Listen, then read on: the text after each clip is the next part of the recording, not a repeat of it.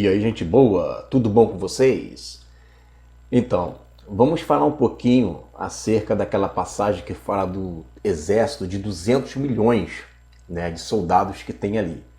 Vamos meditar nesse texto e vamos tentar descobrir algumas coisas, alguns enigmas que ali estão. Vamos conversar um pouquinho sobre isto hoje. Então eu quero ler com vocês aqui o texto que fala da sexta trombeta.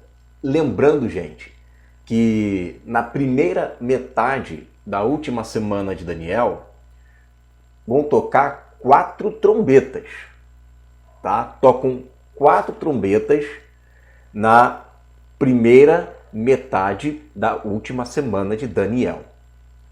A partir da segunda metade vão tocar, começando, né, pela ordem, a quinta trombeta, e da quinta trombeta até a sexta trombeta vão ser lançados 6 taças.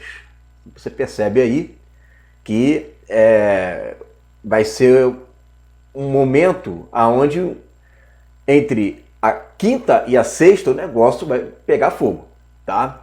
E aí a sétima taça, ela é sobre o trono, né, dali da besta, né, e a sétima trombeta é para desfazer os reinos desse mundo. Então elas vêm basicamente juntos ali, beleza? Então não vamos confundir, tá, as coisas. E os 4 cavaleiros, eles são liberados ali na primeira metade da última semana, beleza? Então vamos ler aqui a sexta trombeta, situando no tempo. Já estamos na segunda metade, já com a manifestação do anticristo ali. Vamos ler o texto. Olha aí, ó. O sexto anjo tocou a trombeta e ouvi uma voz procedente dos 4 ângulos do altar de ouro. Então, aparecem 7 anjos. 7 anjos, cada um deles tem uma trombeta para tocar. E o sexto anjo só toca essa trombeta quando essa voz procedente dos 4 ângulos do altar de ouro, que se encontra na presença de Deus, fala alguma coisa. O que ele fala para esse anjo? Ó? Dizendo ao sexto anjo, né, o mesmo que tem a trombeta: solta os 4 anjos que se encontram presos, atados, né, presos ali, atados, junto ao grande rio Eufrates. O interessante aqui, gente, é porque como ele vai falar o grande rio Eufrates, as pessoas acabam achando que esta profecia é a mesma da sexta taça, e não é. Tá? A sexta taça, ela seca o rio. Não independe se o rio está seco ou não está.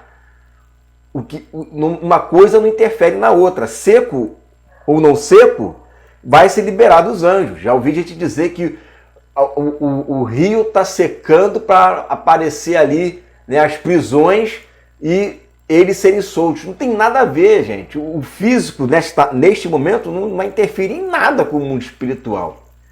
Eles estão presos ali porque é um local geográfico profético que Deus escolheu, né? Mas nada do geográfico ali prende esses anjos. O que prende é o poder de Deus, tá? Tanto é que quando vai soltar, ele fala, solta, né? Solta esses anjos aí que estão presos, esses demônios, esses anjos caídos. Tá? Então não é porque o rio secou que apareceu a prisão, lá, ele está ali dentro, ó, caramba, achamos. Né? Não é isso, não tem nada a ver uma coisa com a outra. Então, a sexta trombeta, ela ao secar, vai passar por ela aquele exército que vai se dirigir à grande peleja, lá do Armagedon. Enquanto um grupo vai para um lugar, esse grupo aí, com esse exército, vai fazer uma outra coisa. Vamos ler aqui o que eles vão fazer. Tá? Vamos lá. Versículo 15. Foram então soltos os 4 anjos que se achavam preparados para a hora, o dia, o mês e o ano. Então você veja que na presciência de Deus, Deus determinou exatamente até a hora. Né? Tem que ser em tal hora. Que horas que vai ser isso, hein? Mas tem que ser em tal hora. Para você ver que isso não pode ser simbólico, não tem como você simbolizar isso. Né? Tem o ano, tem o mês, tem o dia e tem a hora. Né? Não tem como você querer simbolizar esse texto. Para que eles foram soltos? Para que matassem a terça parte dos homens. Da humanidade. Dos homens aqui é a humanidade. Então não está falando aqui que eles serão soltos para invadir Israel, igual eu já ouvi o pastor falar. Né? Vai ser levantado um exército na China, na Rússia, que agora com esses 200 milhões que eles têm, eles vão invadir. Não tem nada a ver uma coisa com a outra. Que vai ter exército invadindo Israel, todo mundo sabe disso. Todo mundo está careca de saber que vai haver essa invasão ali em Israel. Por quê? Porque está escrito, Mateus 24, Marcos 13, o 14, Lucas 21, está lá, está tudo lá. Né? A cidade será sitiada. Então, ela sendo sitiada, vai vir exército. Está em Ezequiel capítulo 38, capítulo 39. Tá? Agora, esse grupo aqui, ele vai se dirigir aos homens que ainda não se arrependeram. Olha só, para que matasse a terça parte dos homens. O número dos exércitos de cavalaria era de 20 vezes de milhares. Perdão, era de 20 mil vezes 10 milhares. Eu ouvi o seu número, 200 milhões. Assim, nesta visão, contemplei que os cavalos e os seus cavaleiros tinham couraça cor de fogo, de jacinto e de enxofre. Essa era a cor, né, do seu armamento. A cabeça dos cavalos era como cabeça de leão. Olha aí. E de sua boca saía fogo, fumaça e enxofre. Preste atenção. Preste atenção. Havia um cavaleiro que estava vestido com couraças de fogo, cor de fogo, jacinto e enxofre, estava sentado sobre um cavalo que tinha uma cabeça de leão e da boca desse leão saía fogo, fumaça e enxofre. Por meio desses 3 flagelos ou dessas 3 pragas, a saber, fogo, pela fumaça e pelo enxofre, que saíam da sua boca, foi morta a terça parte dos homens. Olha que interessante. Então você veja que isso está remetendo ao planeta todo. Não está falando de um exército ali que está indo para Israel, mas está falando de um exército que está indo em direção aos homens, à humanidade. Que acontece também lá na quinta trombeta. A quinta trombeta, ele vai para perturbar, né, os homens. Homens, é a humanidade. Tá? Não é um local específico. A 6ª taça coloca o local específico. Foi para a peleja. Aqui não está dizendo que está indo para a peleja, para a guerra. Aqui está dizendo que esse pessoal está matando aqueles que não têm, que não se arrependem. E olha que interessante aqui, que vai falar de fogo, fumaça, enxofre. A gente vê esse texto em Joel, no capítulo 2, versículo 30, e diz assim, ó: e mostrarei prodígios no céu e na terra, sangue e fogo e colunas de fumaça. Mostrarei prodígios no céu e na terra, sangue, fogo e colunas de fumaça. Aí você lendo esse texto, você vai dizer, então é no céu e na terra que vai acontecer isso. É no céu e na terra. No céu e na terra vai acontecer esses sinais de fogo, de enxofre e de fumaça. Quando Pedro ele vai interpretar essa passagem, olha como é que Pedro ele vai ler essa passagem. Olha que interessante. Atos 2,19. E farei aparecer prodígios em cima no céu, e sinais embaixo na terra, sangue, fogo e vapor de fumo, e fumaça. Então, para ele, prodígios acontecerão nos céus, mas fogo, sangue e vapor de fumaça é na terra. Por quê? Na terra que estão os homens, né? É ali na terra que estarão os homens. Então, para o apóstolo Pedro, ele entendendo que o profeta Joel está dizendo, que olha que interessante, que o texto ali, né, de Joel, no capítulo 2, versículo 29, vai falar do avivamento. A chuva serôdia que vem sobre os servos e as servas. No versículo 30, vai falar sobre esses sinais aí. Esses prodígios e o sangue, o fogo e coluna de fumaça. E em Apocalipse 9 a gente vê quem traz o fogo, o sangue e a coluna de fumaça. Então, o versículo 29 de Joel vai falar sobre a primeira semana de Daniel. O versículo 30 de Joel, capítulo 2, vai falar sobre a segunda semana, a segunda parte, né, da última semana de Daniel. Primeira parte da última semana e segunda parte da última semana. Versículo 29, primeira parte da última semana. Versículo 30, segunda parte da última semana. E no versículo 31 fala sobre o dia do Senhor, que é quando termina a semana, que é quando termina a grande tribulação, e aí o Senhor vem com poder e grande glória. Então você veja que ele está colocando, interessante isso, né?